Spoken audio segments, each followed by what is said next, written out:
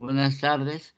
El día de hoy vamos a hacer enfermedades pulmonares. Cuando nosotros hablamos de enfermedades pulmonares, vamos a ver que las enfermedades pulmonares crónicas activas van a tener dos representantes.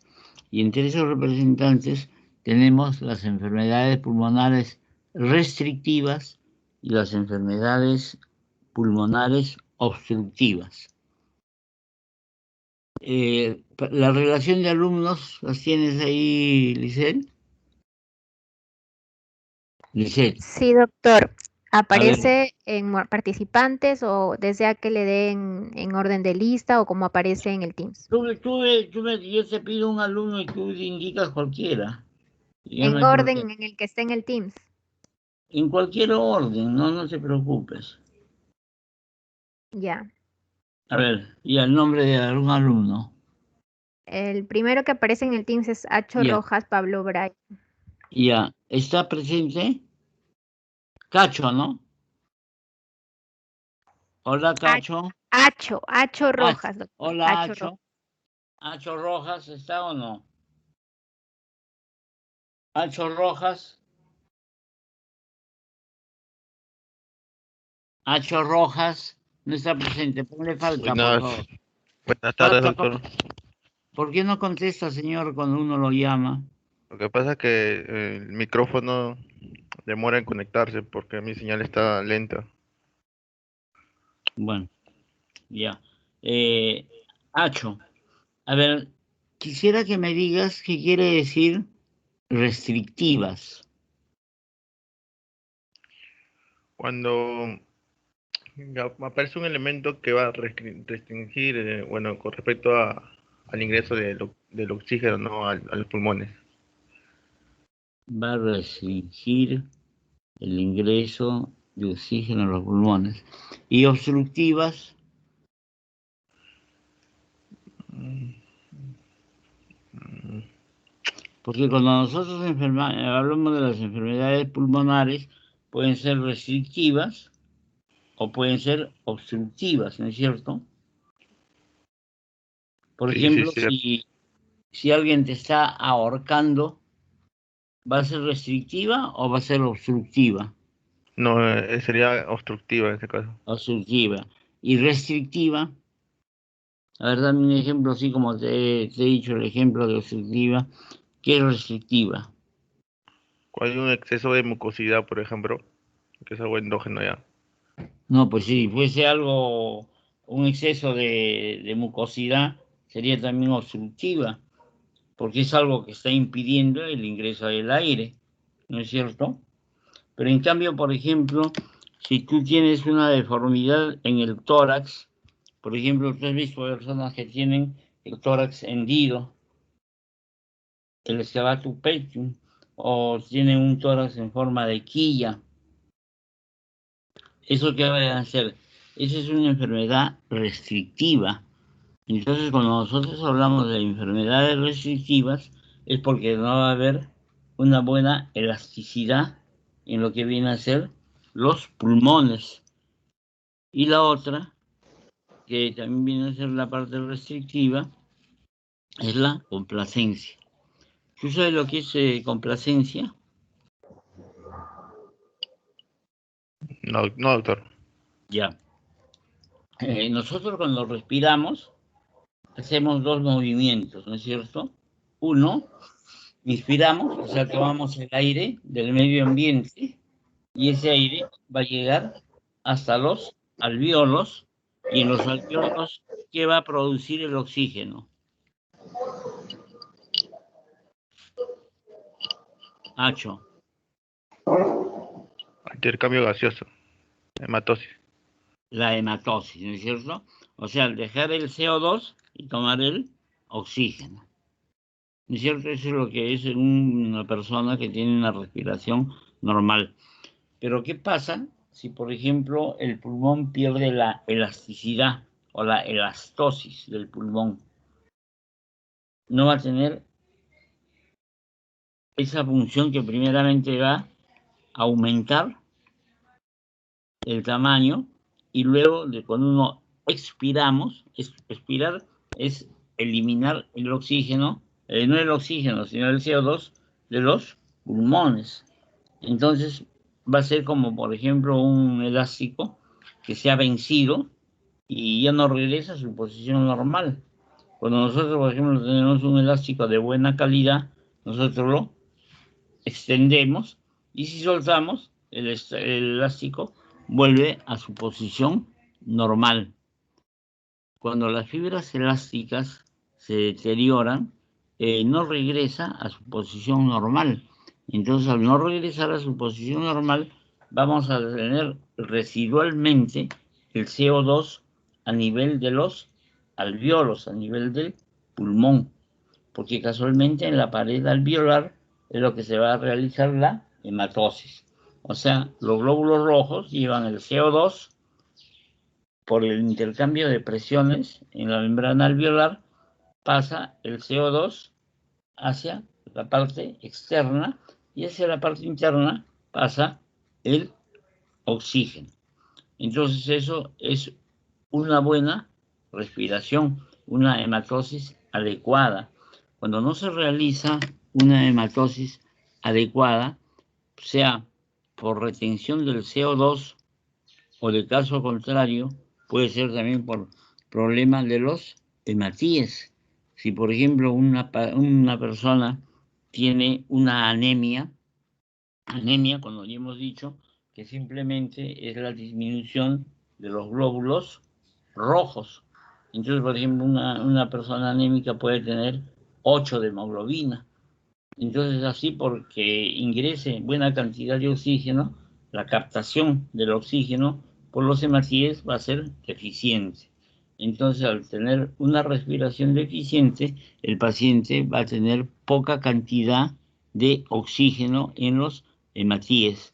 Entonces, esto se va a manifestar en las personas porque van a estar soñolientas, van a estar muy aletargadas, no van a tener una buena actividad. Entonces, el decir, esta persona tiene anemia, no solamente es considerar que el paciente va a tener una disminución de hematíes, sino tiene que ver en relación, por ejemplo, a la actividad física. Son pacientes que muy rápidamente se van a cansar. Son pacientes que al caminar 1 o 2 cuadras ya están cansados porque no tienen una buena oxigenación. Y nosotros sabemos, si no hay buena oxigenación a nivel corporal, nosotros podemos llegar incluso a que nuestro tejido se necrose, se muere. ¿No es cierto? Entonces estos dos factores son muy importantes, tanto en las enfermedades restrictivas como en las enfermedades obstructivas. ¿Has comprendido, por favor, lo que quiere decir restrictivo y lo que quiere decir obstructivo, Acho? Sí, doctor, correcto. Ya, está claro, ¿no es cierto? Perfecto. Vamos a ver que las neumopatías difusas crónicas se van a clasificar en las enfermedades obstructivas, que ya hemos hablado, y también vamos a ver que se van a caracterizar por un aumento de la resistencia al flujo de aire. Y cuando hablamos nosotros del flujo de aire, es el ingreso y la salida del CO2. Ingresa el oxígeno. ¿De dónde tomamos el oxígeno? Del medio ambiente. Y vamos a expirar lo que viene a ser el residuo de ese oxígeno, que viene a ser el CO2. Entonces nosotros, por ejemplo, sabemos que a nivel de la altura, nosotros, por ejemplo, acá en Lima estamos casi al nivel del mar, ¿no? Estaremos a 20 metros, 30 metros del mar. Entonces, nuestra oxigenación es de muy buena calidad. En cambio, las personas que vienen, por ejemplo, en la altura, por ejemplo, en Huancayo, que están cerca de 4.500 metros, etcétera y cosas, la tensión de oxígeno en el aire es menor. Entonces, por eso es que cuando nosotros de la parte de la costa vamos a la parte de la altura, o sea, a la parte de la sierra, vamos a tener dificultad para respirar. Y esa dificultad para respirar nos va a conllevar a una enfermedad que se llama la enfermedad de Monge, que se denomina el soroche o el mal de altura. Entonces se les da una serie de pastillas y cosas para curar al paciente y eso no les hace absolutamente nada, sino lo único que les va a mejorar es darles mayor cantidad de oxígeno. Y la parte que necesita mayor cantidad de oxígeno o la parte del pulmón que tiene mayor cantidad de oxígeno, ¿cuál es? Otro alumno, a ver, Lisette. Lisette. Ya, la compañera que sigue, Sin ninguna selección. Adriana Avendaño. ¿Tatiana? Adriana Avendaño. A ver, Adriana Avendaño. Adriana Avendaño. Sí, doctor, buenas tardes. Ya. ¿Qué enfermedad conoces que más ataca al lóbulo apical? Nosotros sabemos que el pulmón tiene una parte apical, una parte media y una parte basal. ¿A cuál es qué enfermedad ataca con mayor frecuencia al lóbulo apical? ¿Podría ser una atelectasia? No, ¿qué tiene? Yo no estoy hablando nada de atelectasis, estoy hablando, por ejemplo, la tuberculosis, ¿a qué lóbulo ataca más? ¿Apical? Al lóbulo apical. ¿Por qué? Porque el BK tiene que tener una buena concentración de oxígeno. Pero eso no quiere decir que, por ejemplo, cuando una persona se contagia de tuberculosis, pueda también atacar cualquier lóbulo pulmonar o a cualquier otro órgano de la economía. Pero en donde nosotros sabemos que con mayor frecuencia ataca, va a ser al lóbulo apical. Ya, gracias.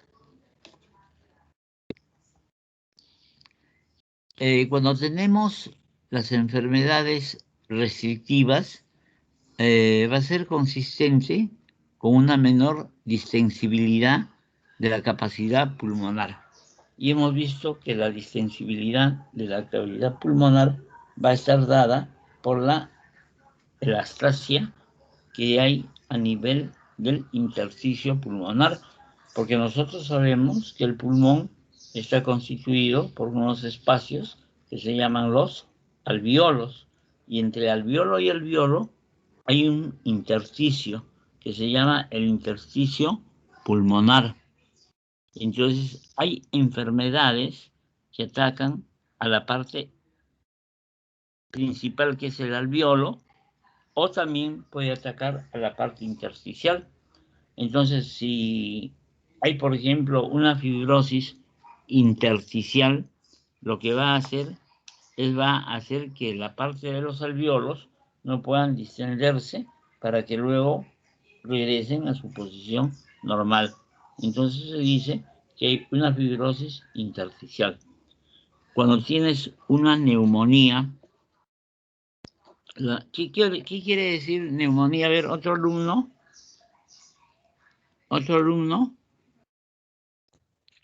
Alguien que desee participar o si no para llamar a la Llámales siguiente nomás. persona. Por favor, Lice, si tú le preguntas quién quiere participar, nadie participa. Tú tienes que llamarle. Ya. Prácticamente hay que hacerlo en forma obligatoria, que eso no debe ser así. Adriani Emma Santana. Santana. No está Neumonía, Santana. ¿me escucha? ¿Cómo se llama? Sí, ¿cómo se llama? Neumonía es una infección que se da en los alveolos, en el pulmón.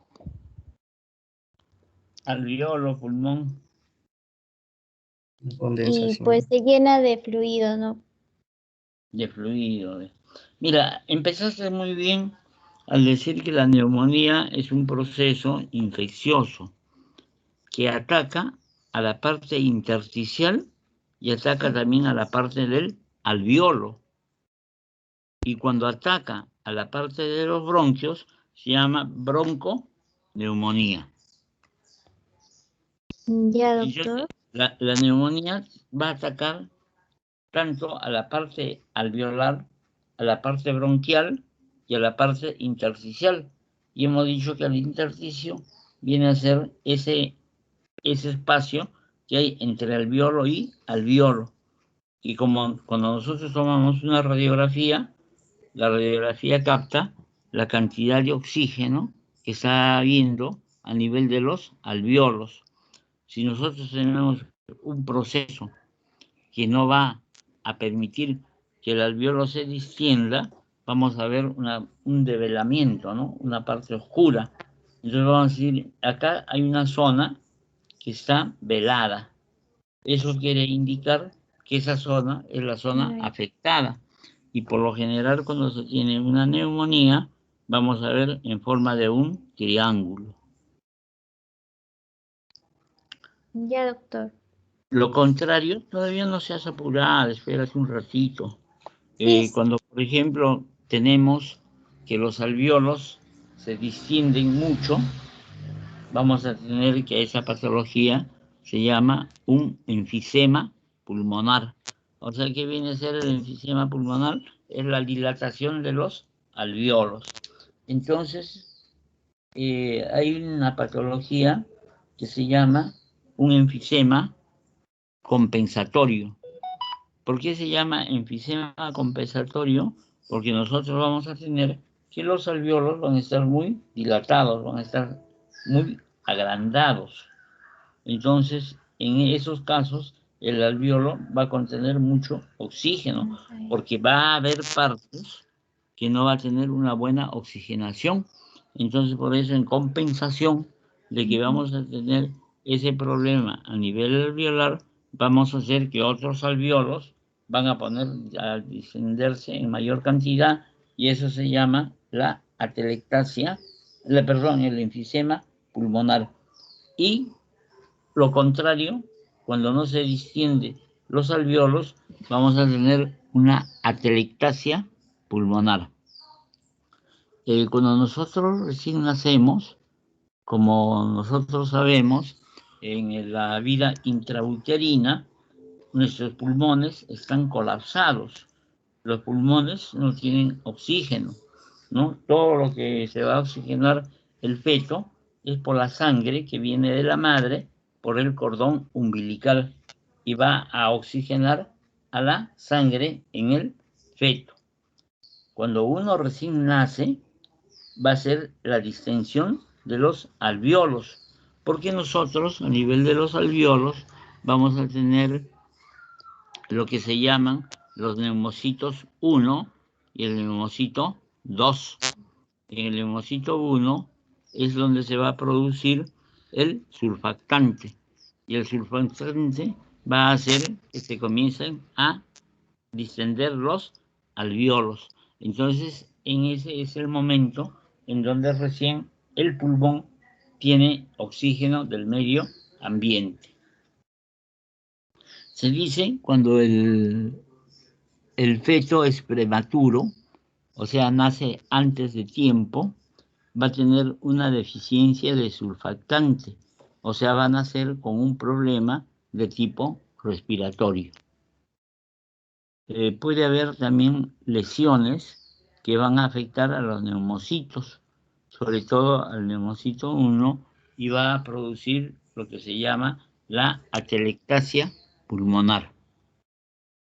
Entonces nosotros nos estamos dando cuenta que cuando hay algún medio, sea líquido, sea sólido o sea de consistencia gelatinosa, que se almacena en los alveolos, va a impedir que se produzca una buena hematosis, porque ese espacio va a estar ocupado por otro cuerpo.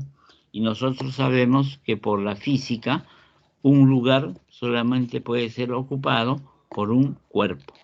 Es como, por ejemplo, si yo estoy sentado en una silla, en un banco, no puede venir otra persona y sentarse en el mismo banco, ¿no? Me tendría que desplazar para que él se pueda sentar. Entonces, eso también, ese principio rige a nivel del pulmón, que si el alveolo está ocupada por otro elemento, no va a poder tener una buena cantidad de aire para poder oxigenar o para poder realizar la hematosis. Entonces acá vemos que estas enfermedades restrictivas va a tener principalmente lo que tiene una menor distensibilidad de la capacidad pulmonar total. Ya, muchas gracias. Doctor, disculpe, Dime. la sustancia surfactante sería del neumocito 2, ¿verdad? Sí, Neumocito 2. sí. Ya, gracias. Todos. Gracias, doctor. Es que, mira, tú lo vas a saber diferenciar. El neumocito 1 es más bajito, más chiquito. En cambio, el neumocito 2 es más rechoncho, es más grande y tiene la función de crear el surfactante. Y el surfactante sirve para que se pueda distender el alveolo. Sí, Ya, gracias. Gracias.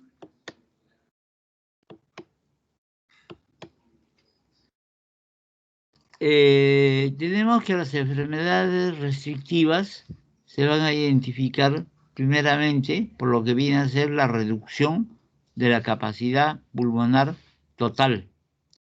Vamos a ver que va a tener un flujo expiratorio. Cuando digo expiratorio, es tomar el aire del medio ambiente, ¿no? Entonces nosotros tenemos dos funciones a nivel del pulmón.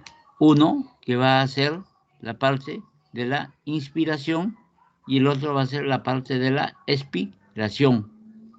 Entonces todo este flujo nos va a dar un proceso expiratorio normal o menor de la proporción a la situación en que uno se encuentre.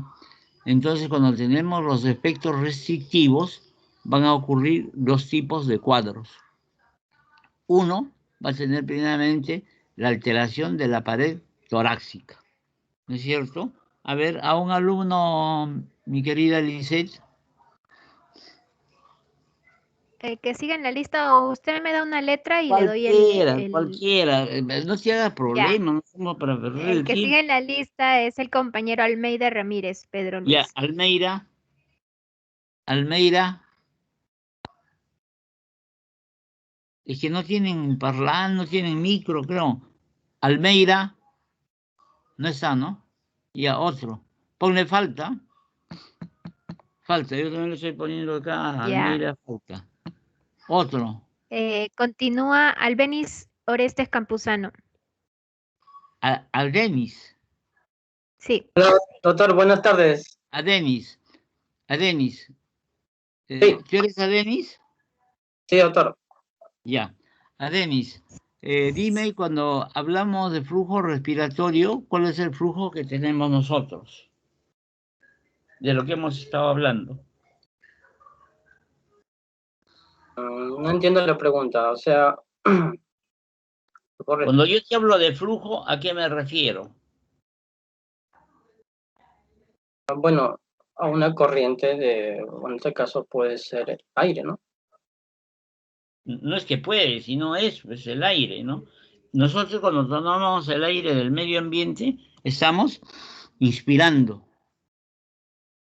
Se realiza la hematosis y ya no va a salir oxígeno, ¿no? Sino sale el CO2.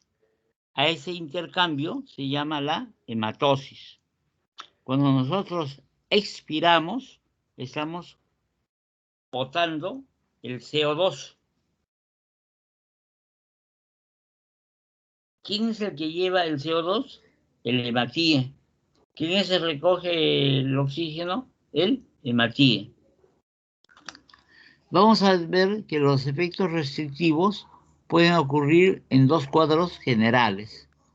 Uno va a ser las alteraciones de la pared torácica. Ustedes han visto que hay personas, por ejemplo, tienen el tórax hundido, como si fuese un hueco en la parte del esternón. O hay otros que tienen el tórax en forma de quilla, tienen hacia la parte anterior. Esos defectos, que van a ser defectos óseos y cartilaginosos, van a impedir, por ejemplo, que exista una buena inspiración y una buena expiración. Ustedes han escuchado hablar que, por ejemplo, a veces la gente que trabaja como mecánicos en los carros, levantan los carros con una gata que se está toda tembleque, y a veces el carro se les cae en el tórax al mecánico. Al caer el carro en el tórax va a sufrir una presión muy grande y el tórax no va a tener ese movimiento, esa elasticidad para poder distenderse y para poder contraerse, porque está comprimido por el peso del carro. Entonces, si uno no actúa inmediatamente con esos pacientes, lo que va a pasar es que van a morir por asfixia. No crean que la asfixia es solamente a nivel del cuello, ni a nivel de que se atraganta, por ejemplo, a nivel de la glotis, sino también es por el movimiento de lo que viene a tener el tórax. Entonces nosotros lo que teníamos que hacer es de emergencia liberarlo de ese peso al paciente para que no sufra alteraciones respiratorias. También puede causar esas alteraciones una enfermedad que antes era muy frecuente, que es la poliomielitis. En la actualidad ya no tenemos poliomielitis, porque por medio de la vacuna ya prácticamente se ha extendido la parte de la poliomielitis, que era una enfermedad de tipo viral. Esto mismo sucede, por ejemplo, en personas obesas. Cuando hay personas obesas, estas personas muchas veces tienen dificultad para respirar, porque imagínate, tienen que movilizar toda la parte blanda de todo el tórax. Nosotros, si nos damos cuenta, las personas mayores respiramos por el tórax, con el tórax en mayor cantidad. Si ustedes echan a un niñito, los niños respiran más por la parte abdominal. Entonces la respiración del adulto es torácica y la respiración del niño es abdominal. También los defectos de la columna vertebral, por ejemplo, la escoliosis. Tenemos el otro proceso, que es el proceso intersticial, que va a ser las partes infiltrantes a nivel del mismo parénquima pulmonar. Entre esto tenemos, por ejemplo, la neumoconiosis.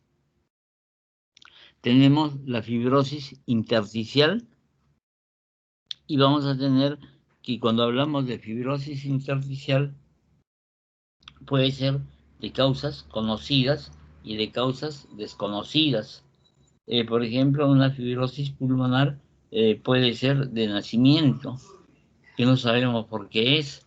Tenemos una fibrosis pulmonar, por ejemplo, por el acúmulo de carbón o de sustancias tóxicas a nivel del pulmón.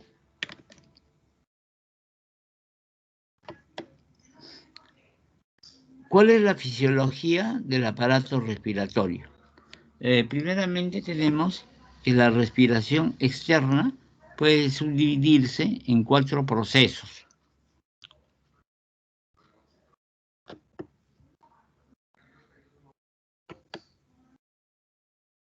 Entre los procesos que tenemos en primer lugar el externo o la capacidad de poder realizar un intercambio de gases entre la atmósfera y nuestra célula. Hemos dicho que la atmósfera es el aire que está alrededor de nosotros y la célula va a ser, en este caso, el glóbulo rojo. La membrana, que va a hacer la variación de lo que viene a ser las presiones, va a ser el alveolo pulmonar.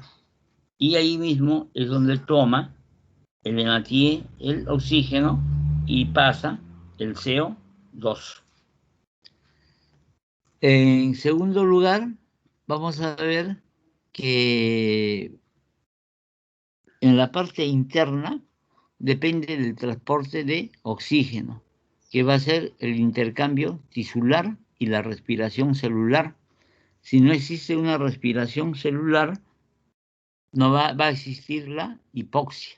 ¿Y qué cosa quiere decir hipoxia? Hipoxia es la disminución de la cantidad de oxígeno que nosotros tenemos. Es diferente decir hipoxia a decir una apnea. La hipoxia es la falta de oxígeno. La apnea es la falta de la cantidad del oxígeno que nosotros vamos a respirar.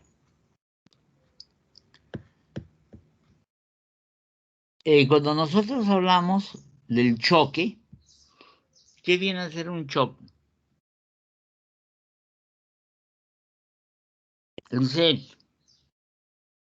Lice se ha dormido, creo. Sí estoy, doctor.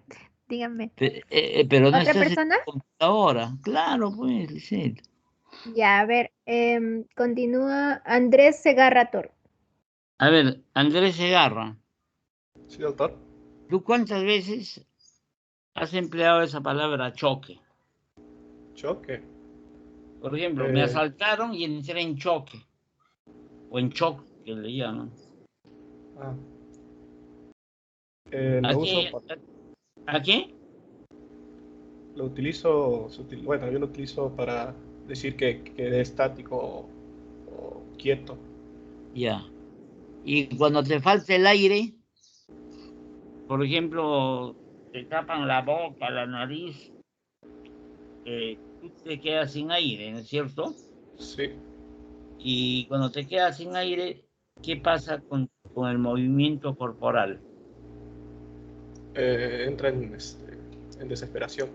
Comienza a moverse incontrolablemente. Claro, pero ya cuando te falta el oxígeno en demasía, te quedas inmóvil, no te quedas paralizado. Entonces es un estado de shock. Es lo mismo que, por ejemplo, cuando sufres un accidente, comienzas a perder sangre, o sea, te desangras, y si no se te soluciona inmediatamente esa pérdida de sangre, vas a sentirte disminuido, porque no vas a tener una buena hematosis. ¿Por qué? Por la deficiencia de hematíes. Cuando tenemos la distensibilidad y la elastasia. Nosotros cuando hablamos de distensibilidad es, por ejemplo, que el movimiento que tenemos en el tórax es de inspiración y de expiración. Inspiración es cuando tomamos el aire del medio ambiente. Expiración es cuando sale el CO2 de nuestros pulmones. Si tenemos una falta de distensibilidad y de la elastasia, es lógicamente que nuestro pulmón no se va a poder distender y tampoco no se va a poder expulsar todo el aire que está en el pulmón. Entonces vamos a tener una gran cantidad de CO2 residual a nivel del pulmón. Así como, por ejemplo, existe un paro cardíaco, existe un paro respiratorio. ¿Se acuerdan cuando hablábamos del infarto? Que es una cosa, y el paro cardíaco es otra. Uno es por la falta de sangre, porque hay una obstrucción a nivel de las coronarias, que se va a llamar infarto cardíaco. Y el otro va a ser porque va a haber una falta de la conducción eléctrica a nivel del corazón. Nosotros sabemos que tenemos a nivel interauricular, a nivel auriculoventricular, vamos a tener la captación del impulso nervioso o de la parte que va a comenzar a hacer que el corazón tenga el movimiento de sístole y diástole. También tenemos el haz de His, que va a conectar a las fibras de Purkinje, y las fibras de Purkinje se van a encontrar a nivel del músculo cardíaco. Entonces, esto va a hacer que el corazón tenga un movimiento de sístole y diástole, y va a comenzar el corazón a trabajar como si fuese una bomba.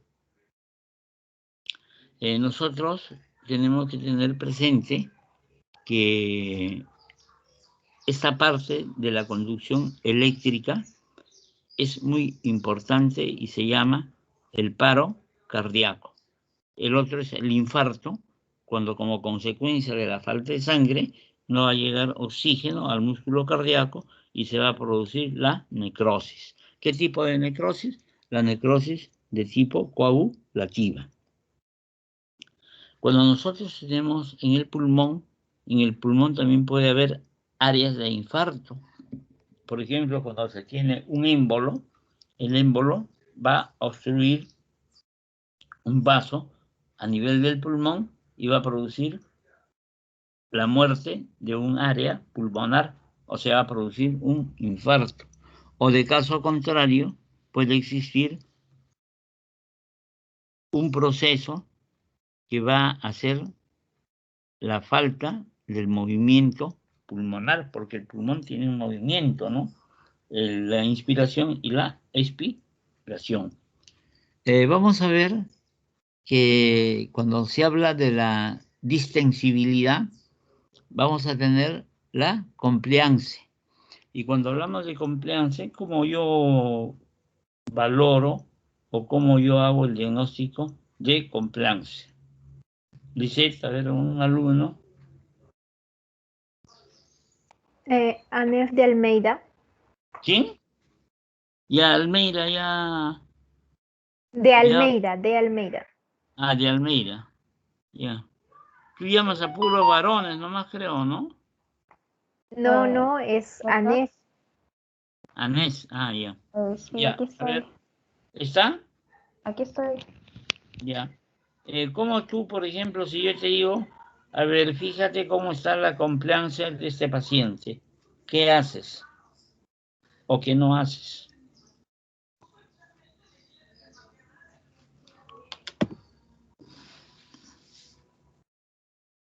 ¿Aló, me escuchó?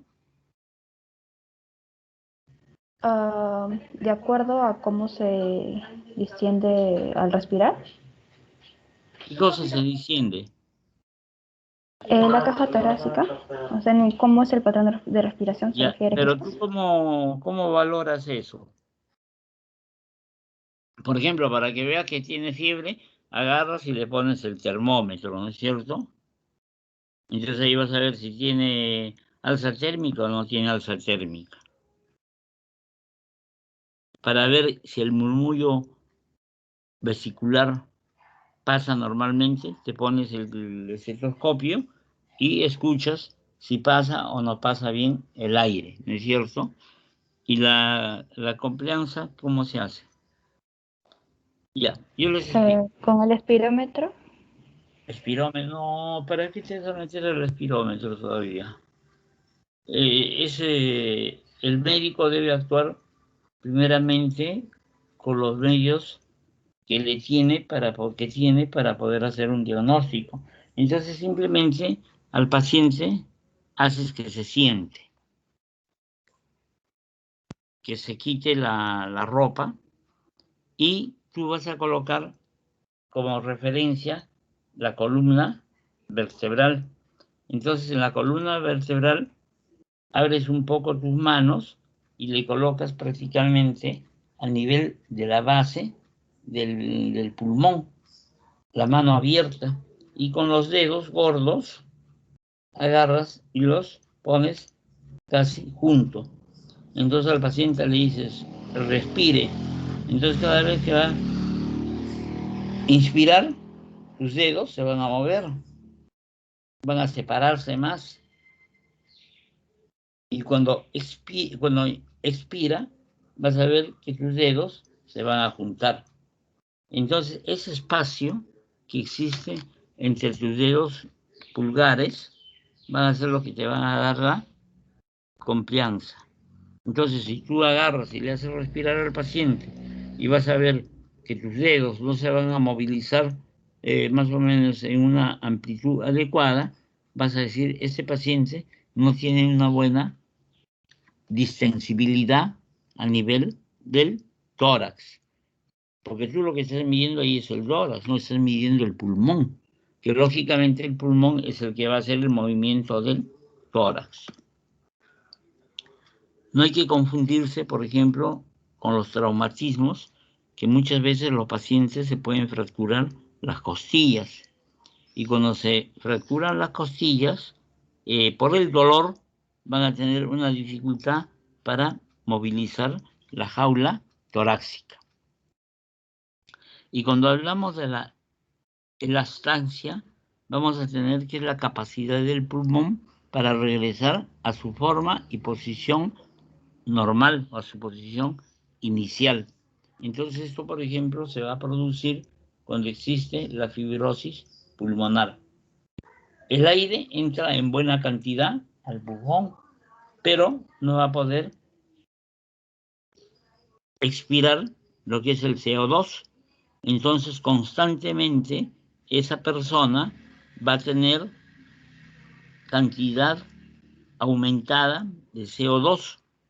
Entonces, por eso se dice que este problema de lo que va a ser la parte de estiramiento de todo el parénquima pulmonar va a conllevar al acúmulo del CO2. Y estos pacientes se consideran como oxígeno dependientes, de acuerdo al grado de fibrosis pulmonar que se tiene. Por eso ustedes ven que mucha gente en la calle anda con esos balones pequeños de oxígeno en sus sillas de ruedas, no porque no pueden ni caminar. Entonces esos pacientes muy posiblemente tengan un problema de una fibrosis pulmonar, y muchas veces esa fibrosis pulmonar va a hacer que el paciente dependa del oxígeno, por eso se dice oxígeno dependientes. Y va a llegar el momento que esos pacientes fallecen porque tienen ese problema. Y la fibrosis puede ser en forma lobar o puede ser de todo el pulmón. Por ejemplo, ¿se acuerdan ustedes? No, creo que hasta ahora vive un cantante que le decían el Puma. ¿Se acuerdan o no? No sé si me están escuchando o no. Sí, doctor. Hola. Trasplante de pulmón. Le hicieron un trasplante de pulmón, ¿no? Porque tenía una fibrosis pulmonar. Entonces ese cantante, cuando aguantaba la respiración, muchas veces se desmayaba y pensaban que era de otro problema, pero el paciente le detectaron un problema de fibrosis pulmonar y le tuvieron que hacer un trasplante de pulmón, y creo que hasta ahora está nuevamente cantando. Entonces tenemos acá como resumen de lo que viene a ser la distensibilidad y la elastancia. Vamos a ver que estas son las causas mayores que puede dar el problema de lo que viene a ser este problema respiratorio.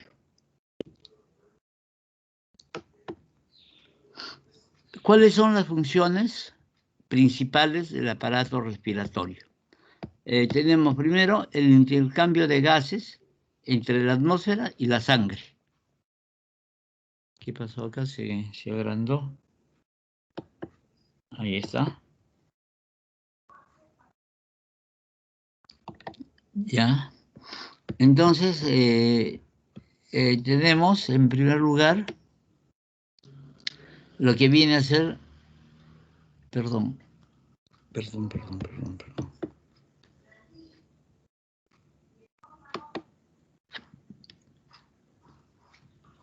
Tenemos el intercambio de gases entre la atmósfera y la sangre.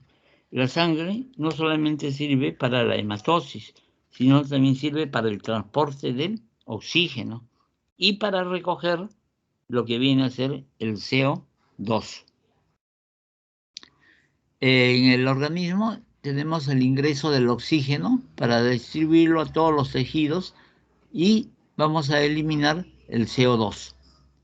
Este producto de desecho se llama el metabolismo. 2, tenemos la regulación de la homeostasia del pH corporal.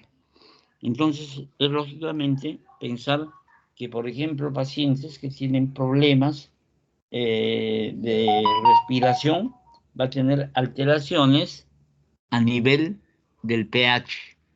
Y nosotros sabemos que las variaciones mínimas que hay de pH nos va a dar problemas generales, problemas de todo el organismo, de toda la economía, en donde se va a retener selectivamente el CO2. Eso es lo que pasa en esta enfermedad del COVID-19, ¿no? En donde vamos a ver que el daño es a nivel del pulmón, es a nivel de los riñones. Entonces vamos a tener alteraciones sistémicas por esta enfermedad de tipo viral, que va a empezar, en primer lugar, con problemas respiratorios. Entonces, cuando hay problemas respiratorios, va a alterar el pH, en donde vamos a tener una acidosis o una alcalosis. En tercer lugar, vamos a tener la protección frente a patógenos inhalados. Si nosotros, por ejemplo, inhalamos algún contaminante y no vamos a poder expulsarlo, entonces ese contaminante, de acuerdo primeramente a la gravedad de lo que hemos inhalado, va a producir mayor cantidad de lesiones a nivel pulmonar. Pero como a la vez el problema pulmonar va a dar alteraciones a nivel de lo que viene a ser la cantidad de sustancias que no han podido ser inhaladas con el CO2, va a producir variaciones a nivel del pH. Y nosotros sabemos que pequeñas variaciones del pH pueden conducir a la muerte al paciente. Y eso es lo que pasa. No hay una buena oxigenación, entonces el paciente va a tener que forzosamente tener alteración a nivel del pH. Por eso es que estos pacientes necesitan con urgencia el oxígeno. Nosotros, por lo general, actualmente se está usando mucho el oxímetro, ¿no?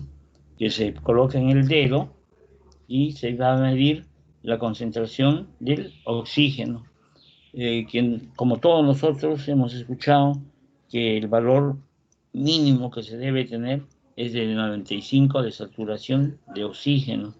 Eso sí, recomendándoles que cuando pongan el oxímetro no tengan la uña pintada, porque ahora se pintan las uñas hombres y mujeres, ¿no? Entonces, si está una uña pintada, no se dan cuenta, le ponen el oxímetro, puede tener una saturación de 60. Entonces dice, este paciente está grave, ¿no? Pero no es que está grave, sino que tiene la uña pintada porque el oxímetro va a medir la cantidad de oxígeno que tiene el lecho unguial. Si ese lecho unguial está pintado, entonces no va a poder medir la cantidad de oxígeno. En esta época de pandemia se recomienda que no usen esas pinturas, por lo menos siquiera en los dedos, en el dedo pulgar. Vamos a tener que, del mismo modo, en el órgano de fonación, o sea, en la vocalización, el aire que se mueve a través de las cuerdas vocales va a crear una vibración para el habla. También es importante mencionarle, aunque acá no menciona, el problema del edema agudo de pulmón. Cuando uno habla de edema agudo de pulmón, es porque los alvéolos se van a estar completamente llenos de un líquido, y es un líquido de color rosado que se produce por falla cardíaca izquierda. Entonces vamos a tener que el edema agudo de pulmón va a producir todas las molestias pulmonares porque los alvéolos van a ser ocupados por esta sustancia que microscópicamente se va a observar como si el alvéolo tuviera una sustancia rosada. Entonces, para eso lo que hay que hacer es primeramente ver cómo se está eliminando los líquidos. Y nosotros sabemos que los líquidos se eliminan por medio de la orina. También hay que tener presente que el edema agudo de pulmón se presenta por la hipertensión arterial.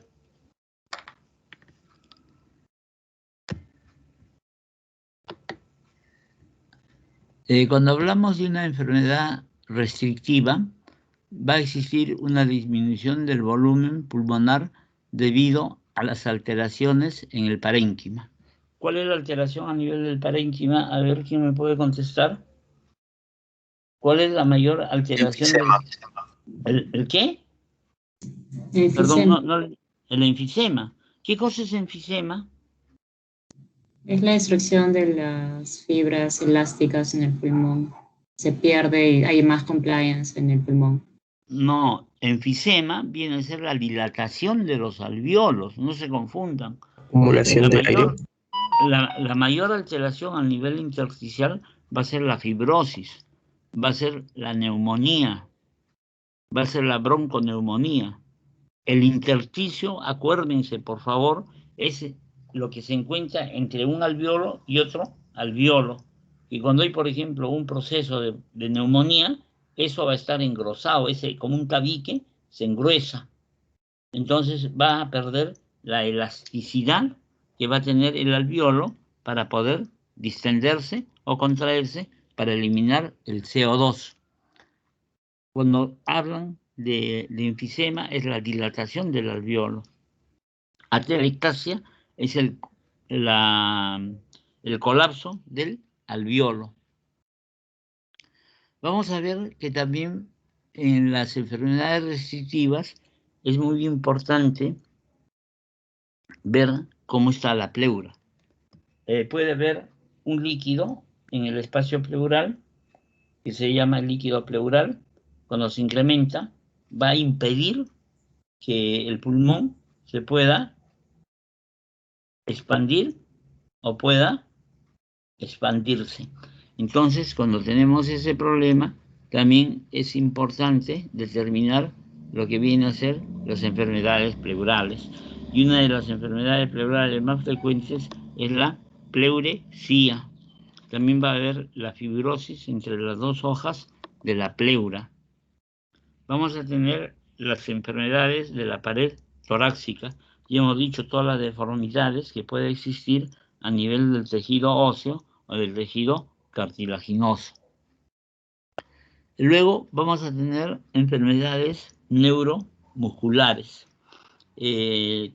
Nosotros sabemos que la jaula torácica básicamente está constituido por el tejido óseo, está constituido por el tejido cartilaginoso, y vamos a ver que todo eso va a tener por músculos también, los músculos intercostales. Vamos a ver que esos músculos pueden tener una desnervación, y al momento de tener una desnervación no van a tener un movimiento.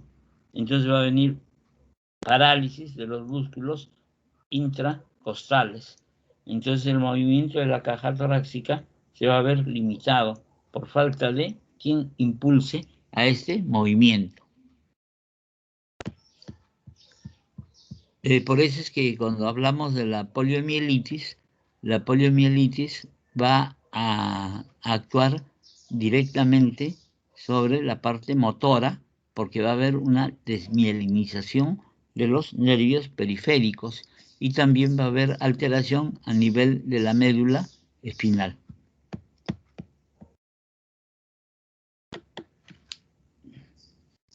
Doctor, disculpe, ¿me escucha? Sí, dígame. Solo para recordarle que ya son las 5:15. ¿Y ahí qué quieres que haga? ¿Que corte la clase? ¿O qué es lo que No, deseas? solamente le digo porque algunos como docentes parte inician su informativa. práctica. Sí, algunos docentes inician su práctica a las 5:15, otros a las 5:30. Y Ya, no sé si perfecto. desea, doctor, nos extendemos hasta las 5:30 o si desea hasta esta hora nomás culminamos la clase. Depende de usted. No, pero ¿hasta qué hora es su clase normal? Hasta las 5, ¿no? ¿O hasta las 5:30? Hasta las 5:15. Ya, Algunos docentes terminan 5:15, otros terminan 5:30, doctor. ya. Entonces, ¿qué hago? Yo estoy a disposición de ustedes si quieren corto la clase.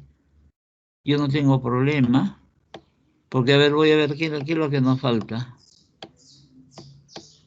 Sí, ha dejado de compartir, doctor. Ya no estoy compartiendo. No, doctor. A ver, ahora No, están viendo o no. ¿Ven? no, ha dejado de compartir. Tiene que volver a compartir. Ahí nos vamos a demorar media hora. Ya, entonces nos quedamos acá, pues, por favor. Y ¿cuándo podemos completar la clase? Depende de usted, doctor, porque mañana le toca dictar al doctor Vázquez y el día miércoles también. Ya. ¿Y el doctor Torres? ¿Cuándo van a terminar? Todavía no le toca, me parece que le toca la próxima semana Perdón, el o doctor de cada 2 Torres semanas. tuvimos su clase el día lunes, No, todavía no le toca dictar al doctor Torres. pero él ha dictado ya una clase.